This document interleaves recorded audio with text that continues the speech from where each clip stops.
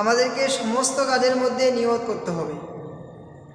দেখেন আমাদের আকাবিররা প্রত্যেকটি কাজের মধ্যে কিভাবে নিয়ত করতেন। এক ব্যক্তি ছাদের উপরে মাথা ম্যাসেজ করতেছিলেন, অর্থাৎ মাথার চিরুনি করতেছিলেন। সে সময় তার স্ত্রীকে দেখে তার চিরুনি আনতে বললেন। স্ত্রী তাকে বলল, আয়নাও কি নিয়ে আসবো? তখন সে ব্যক্তি অনেকক্ষণ চুপ থাকার পর তাকে বললেন, তার স্ত্রীকে বললেন, ঠিক আছে, আয়নাও নিয়ে আসো।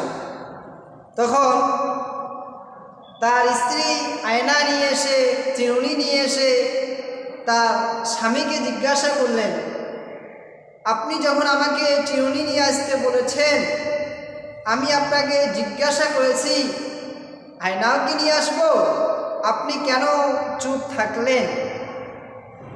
তার স্বামী তাকে বলল, দেখো, আমি তোমাকে চিরুনি আনতে পাঠিয়েছি, একটা নিয়ত করেছি চিরুনি আনার জন্য।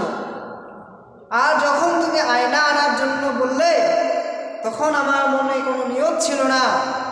তার কারণে আমি কয়েক মিনিট চুপ থেকে একটি নিয়ত করে তোমাকে চিরুনি এবং আয়না আনতে বলেছি।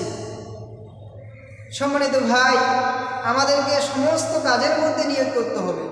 রাসূল সাল্লাল্লাহু আলাইহি ওয়াসাল্লাম বলেন, ইন্নামাল আ'মালু বিন্নিয়াত। সমস্ত কাজের মধ্যে নিয়ত করতে হবে। সমস্ত কাজ নিয়তের নির্ভরযোগ্য। আমরা সমস্ত কাজের মধ্যে নিয়ত করব। নিয়ত করলে আমরা তার একটি জাযা আল্লাহ পাক আমাদেরকে দান করবেন। এই বলে